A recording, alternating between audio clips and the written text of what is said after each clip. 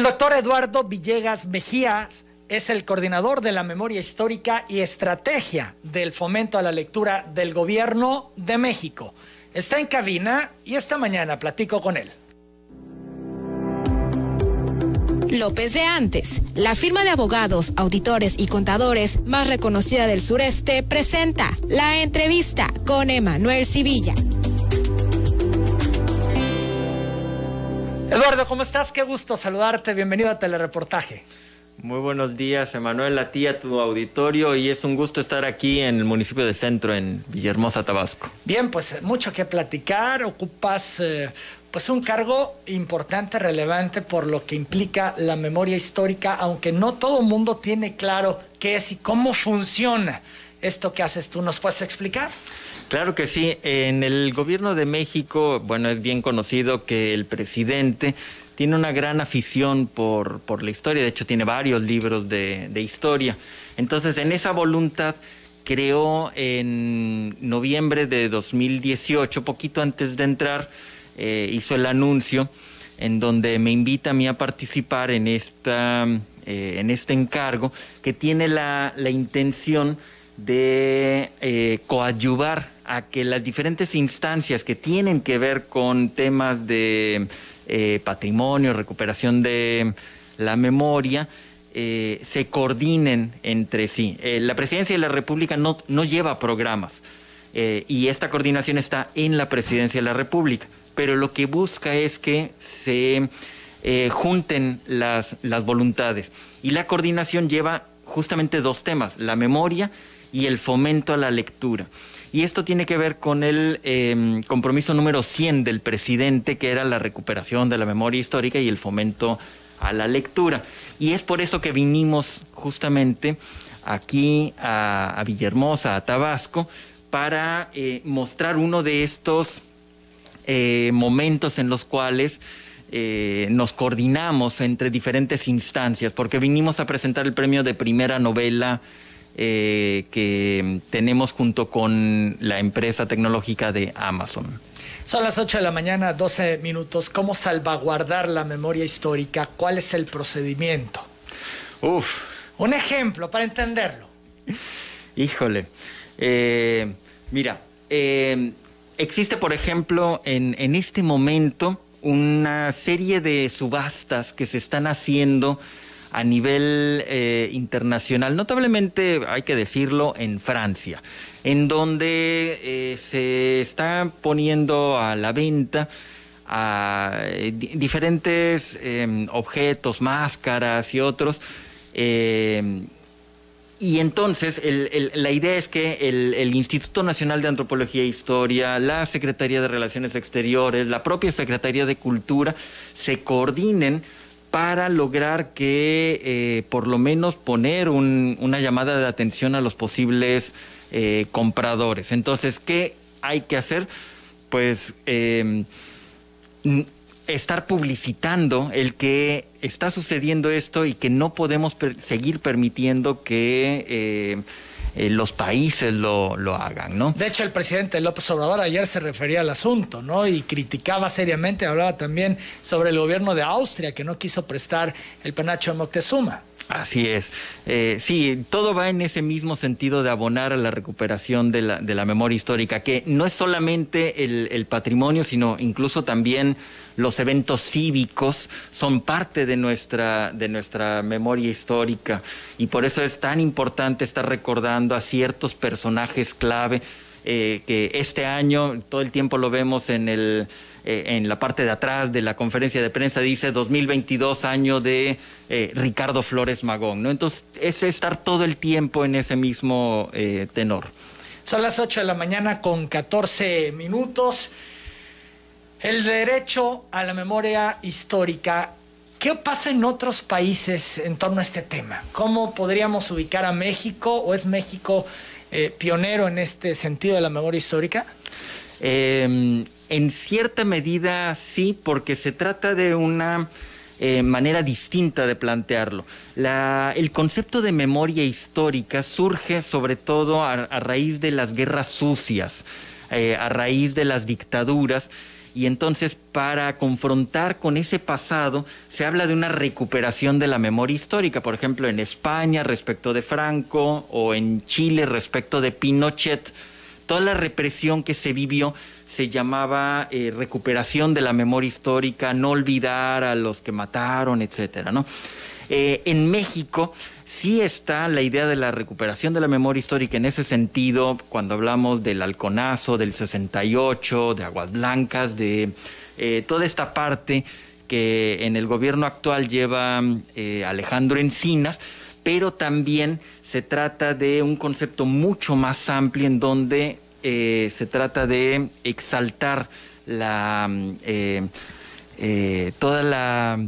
el orgullo del cual tenemos como país. Y por eso, por ejemplo, acabamos de, ahora me quedé pensando en tu pregunta, de un ejemplo.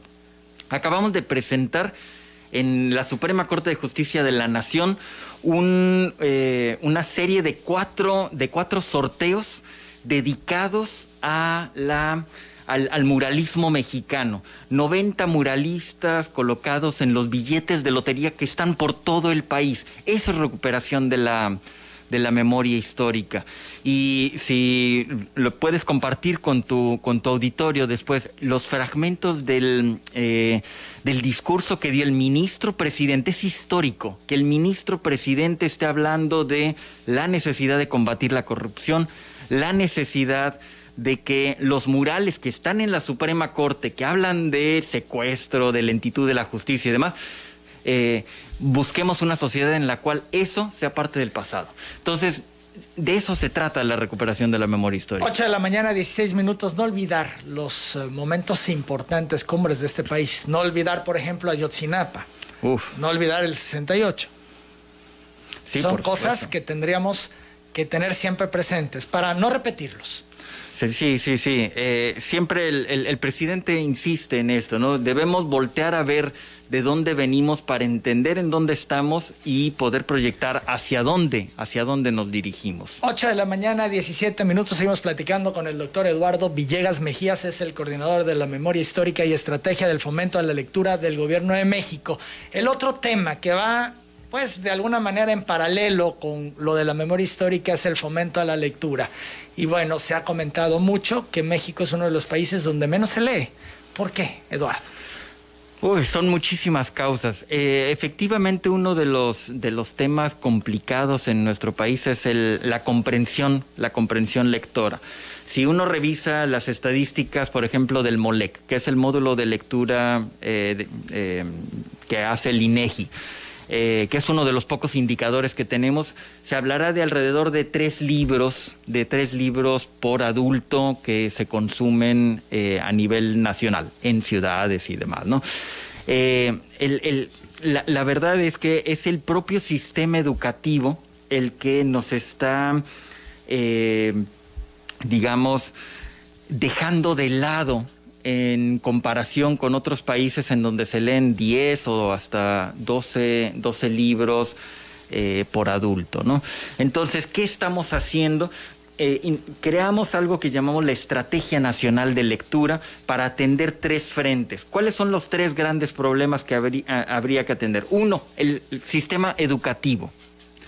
2, es el tener también la disponibilidad material. Es decir, que no basta que tú, tengas la intención de leer, pero si a tu alrededor no hay libros, si no hay quien te preste un documento, etcétera, pues difícilmente tú vas a poder desarrollar ese elemento. Y tercero, hay que estar constantemente insistiendo en la necesidad de la lectura.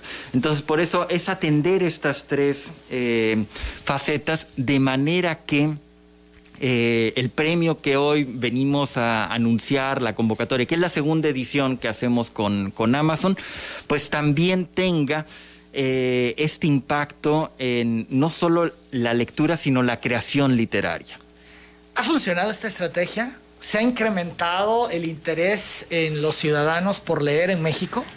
Bueno, ese es digamos, ese es un tema que difícilmente lo vamos a poder ver de manera inmediata, porque esto no es de causa-efecto de un día para otro.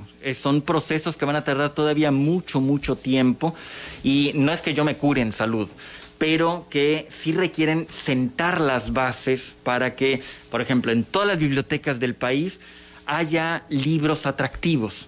Hay 7.454 bibliotecas y, bueno, conseguir que haya materiales apenas se están, digamos, distribuyendo. Vamos, yo estoy de acuerdo en que no se puede decir, digamos, yo podría colgarme la medalla y decir, en 2021 la gente leyó más libros electrónicos. Está demostrado en la encuesta. ¿Eso es lo que se puede medir? Sí, eso se midió y efectivamente en 2020 hubo más lectura, pero brutalmente, o sea, como el 200% más de lectura de libros electrónicos, porque estábamos todos encerrados, ¿sí? Pero eso no es consecuencia directa de esta estrategia. Eso fue meramente coyuntural respecto de las condiciones de pandemia. Pero lo que sí necesitamos es ir dando las condiciones para que en el largo plazo, 5 o 10 años, la situación haya cambiado. ¿Han analizado ustedes que están en esta oficina, digamos, que revisa este tema de la estrategia, el por qué al mexicano no le gusta leer? Y me refiero, no le gusta leer porque no lo hace. Si le gustara, lo harías, ¿no? Tú haces lo que te gusta. Sí.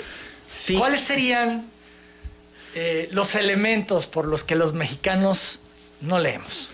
Sí, aunque yo no diría exactamente que no estamos leyendo, porque lo que hemos visto es que sí se lee y se lee mucho, pero se lee fragmentado. Es decir, se está leyendo mucho en términos de encabezados, en términos de tweets, en términos de redes sociales. No, pero un libro, estamos hablando de los libros. Sí. Bueno, hay diferentes factores. A nivel internacional, el gusto por la lectura de libros, digamos, de lecturas de largo aliento, en términos generales a nivel mundial, está decayendo.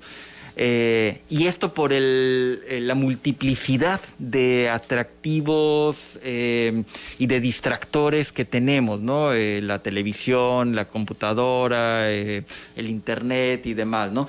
Entonces, a nivel internacional sí hay un declive respecto de la lectura de largo aliento. Y en el caso de México son estos 3 factores que yo decía yo. Uno, las campañas de lectura no han sido las más afortunadas, porque yo recuerdo mucho en la primaria donde yo estudiaba que había un letrero que decía, yo leo porque si no me aburro. Y entonces tenía un burro, ¿no? Y dije, bueno, ¿quién en su sano juicio leería con ese letrero, no? Lo segundo es que no hay materiales suficientes. Es decir, tú vas a una biblioteca y te encuentras material viejo, poco atractivo y demás. Entonces también hay que trabajar en renovar todos esos materiales. Y tercero, el propio sistema educativo estaba enfocado en la productividad, sobre todo a partir de las últimas 3 décadas.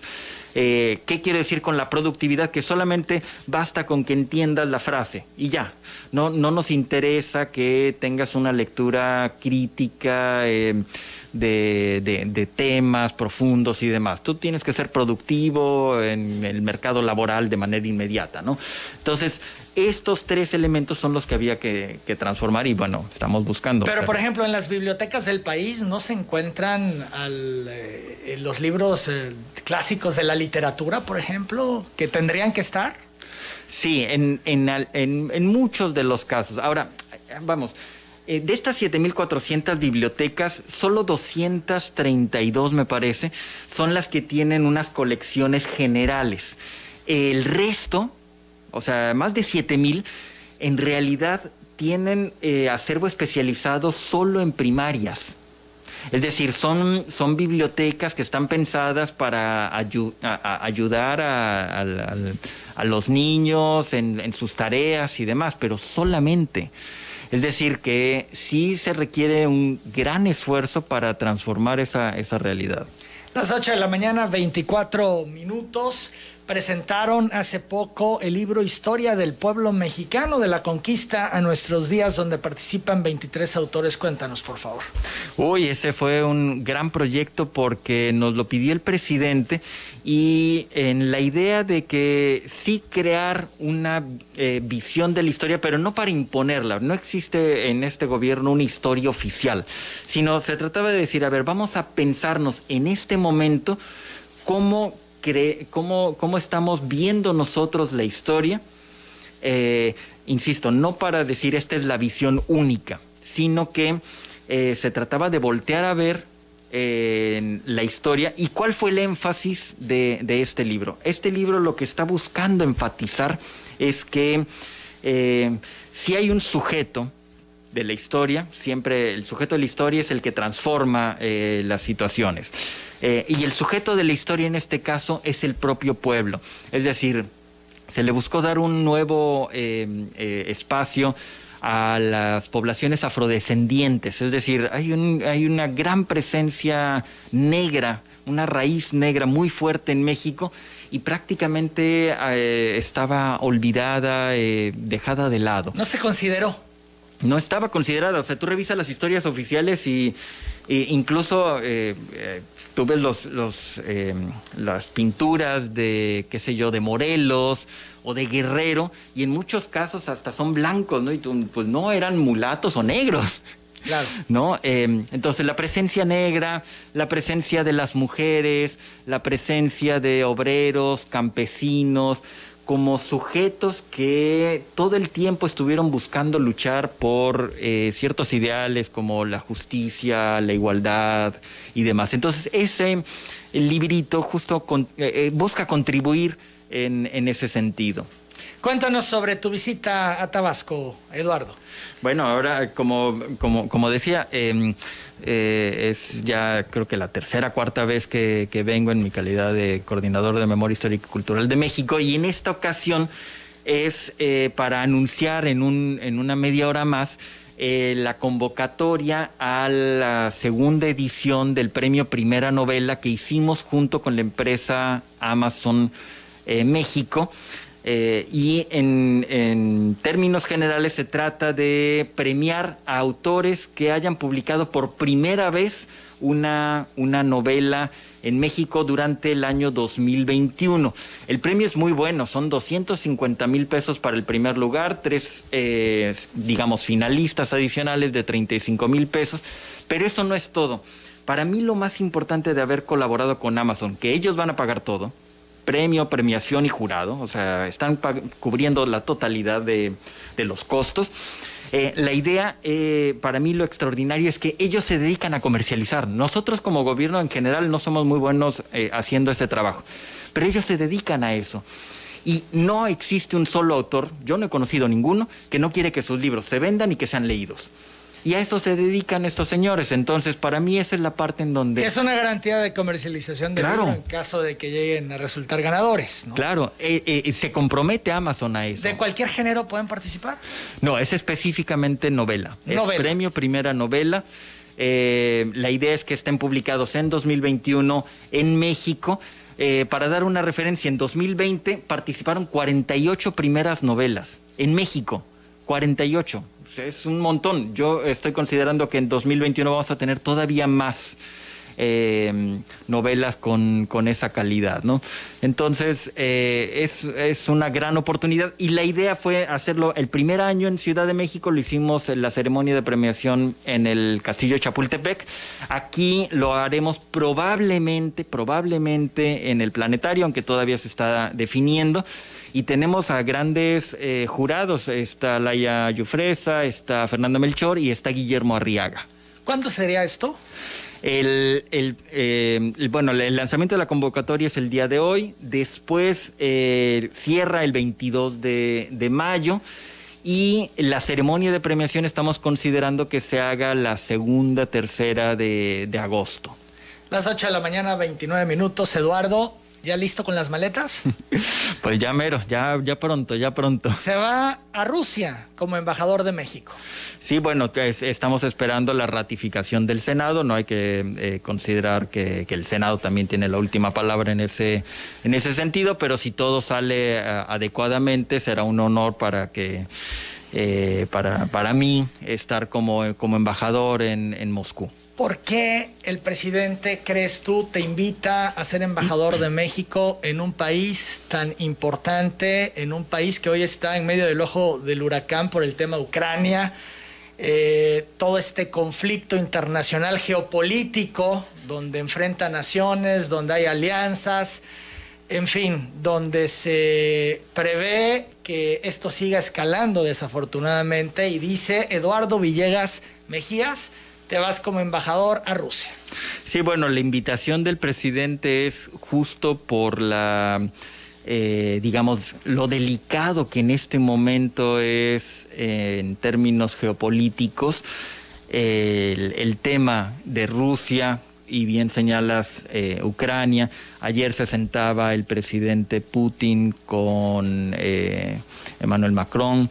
Es decir, sí hay en este momento mucho tema delicado, y bueno, yo creo que el presidente ha confiado en mí en ese sentido por, digamos, la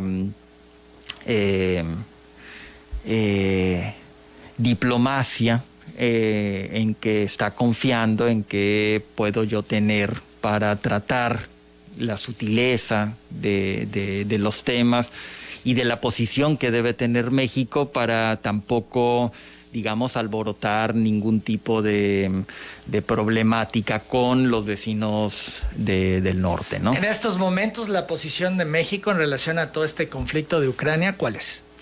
Bueno, la política exterior de México en ese sentido ha sido siempre de no intervención y de fomentar la no intervención. Entonces, todavía no tengo yo una instrucción directa del presidente de mantener una cierta línea, pero en principio se trata de no mantenerse al margen, sino incluso propiciar que haya una buena relación de entendimiento entre las naciones. Las 8 de la mañana, 32 minutos, listo para el frío, porque allá hace frío y en serio. Eres veracruzano, no estás acostumbrado tampoco a las temperaturas de allá. Aunque hay un chiste en casa ahí con mi hermano, que un día justo así llegó a un lugar y estaba haciendo muchísimo frío y casi termina en hipotermia, pero dice, no, es que yo vivo junto al volcán. No, porque estamos en el volcán del Pico de Orizaba, ¿no? Entonces, bueno, sí, sé que hace bastante frío. ¿Hablas ruso? Estoy preparándome para ello. Ya hablaba yo algunos otros idiomas, pero en el ruso específicamente ya me estoy preparando, bueno, para poder, una vez en inmersión, poder dominar la lengua. ¿Cuándo se espera, si el Senado ratifica, que no le vemos ahí mayor problema, han ratificado prácticamente todas las propuestas, que estés ya en Rusia? Probablemente entre mayo y junio de este año. Bien, pues Eduardo, deseamos que todo salga bien. Vas a una encomienda, me parece pues difícil, compleja por el país al que llegas, ¿no? Tan importante, una de las superpotencias del mundo. Pues sí. Bien, pues agradezco mucho tu presencia esta mañana. En un momento más te vas ya a este evento donde pues vas a compartir esta convocatoria para la novela, ¿no?, que van a poder participar quienes la hayan realizado en 2021. En 2021, ¿no? Novelas mexicanas publicadas en 2021 pueden participar. El premio es de 250,000 pesos, más todo el tema de la comercialización. Quien quiera más informes, quien está interesado en poder participar, ¿dónde puede hacerlo? Muy fácil, primeranovela.com. Muy bien, pues ahí está. Son las 8:34, es Eduardo Villegas Mejías, coordinador de la Memoria Histórica y Estrategia al Fomento a la Lectura del Gobierno de México. Yo hago la pausa, regreso con más a esta edición de Telereportaje por la señal que enamora, la XBT.